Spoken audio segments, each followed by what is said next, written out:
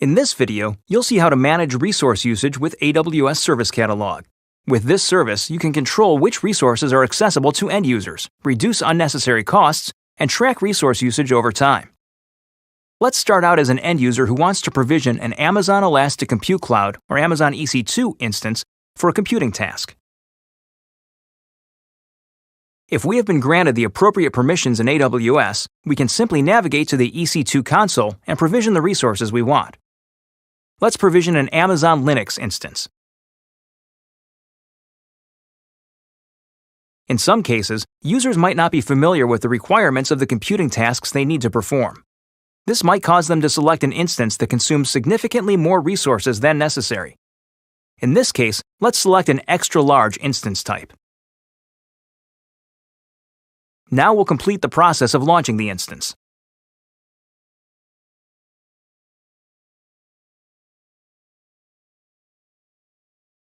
As you can see, we were able to deploy this instance without any issues.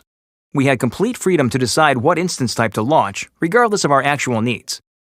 If all your users have this level of access in your AWS environment, it can be very difficult to manage and audit costs and resource usage. Now, let's switch to the perspective of a cloud admin to see how to use AWS Service Catalog to set constraints on resource access. AWS Service Catalog enables organizations to create and manage catalogs of IT services that are approved for use on AWS. For the purposes of this example, we have already created a portfolio containing several AWS products that we want to make available to end users. Let's drill down into it. The portfolio contains 3 products. Let's take a look at its groups, roles, and users. A group and role have been appropriately configured to grant end users access to the products in this portfolio. To see who is in the group, let's navigate to AWS Identity and Access Management, or IAM. Select the group. The sample end user belongs to the group. Let's review the group's permissions. As you can see, this group has been assigned the AWS Service Catalog End User Full Access policy, which contains just the permissions needed to launch products from Service Catalog. No other permissions have been assigned to this group. Let's return to the sample end user. Now that we only have AWS access as a Service Catalog end user, let's see what happens when we try to launch a new instance from the EC2 console.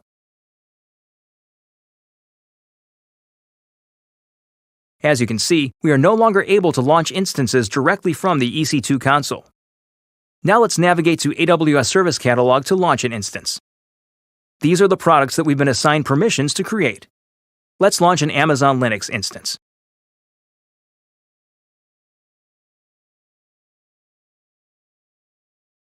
First, we'll specify the general configuration parameters.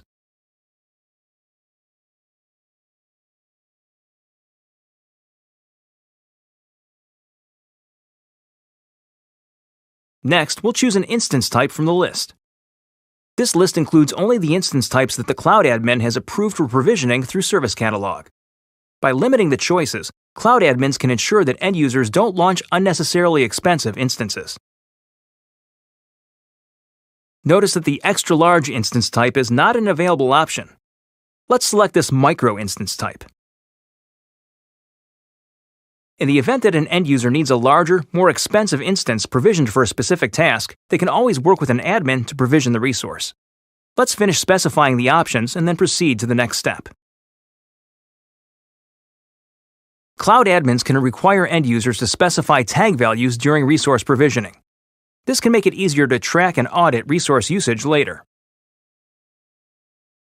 Users can optionally choose to have event notifications sent to an Amazon Simple Notification Service, or SNS topic. In this case, let's just move on.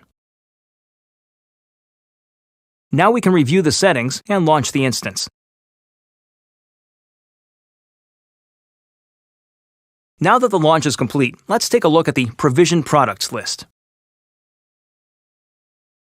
Here, users can find all the information they need to access and start working with this newly provisioned EC2 instance.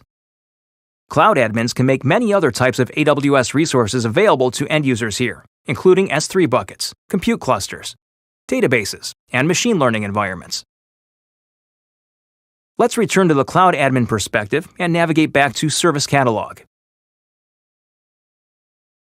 In addition to managing resource usage with Service Catalog products, you can create specific budgets for your organization. For instance, we can create a budget for this portfolio so we can track its usage and receive alerts when costs or usage threaten to exceed specified thresholds. First, we'll associate the budget with a tag. For this example, we'll create a single budget for this entire portfolio so that all usage is linked to the same budget. Depending on your needs, however, you can create more granular budgets associated with different cost centers in your organization. Specify a name for the budget and proceed through the setup process. You can choose a fixed monthly budget amount or specify a different budget amount per month. In this case, let's create a fixed budget of $2,000. Now, let's configure an alert for this budget in case costs are greater than anticipated. In this case, we'll choose an alert threshold of 80%, meaning that when 80% of this budget is consumed in a given month, a notification will be sent. Specify a contact to receive the alert.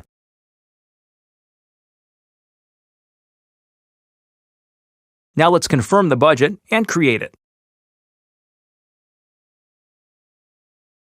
Now that the budget was successfully created, let's return to the EC2 portfolio. In the grid settings, you can make additional columns visible to help you track your budgets. Let's add the Current versus Budget column. No data is showing up yet because we still need to associate the budget with this portfolio. Let's do so now.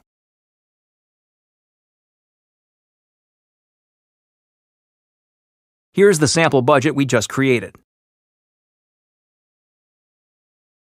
Now we can track this portfolio's budget usage right from this console. You can also track and manage budgets from the AWS Budget screen. Let's go there now. Here you can see all of the budgets for your organization and the current, budgeted, and forecasted costs and usage for each. Let's drill further into this budget. Here you can view the portfolio's budget history, or analyze the budget further in AWS Cost Explorer. If needed, you can also edit the budget. You've just seen how to manage resource usage with AWS Service Catalog. Thanks for watching. Now it's your turn to try.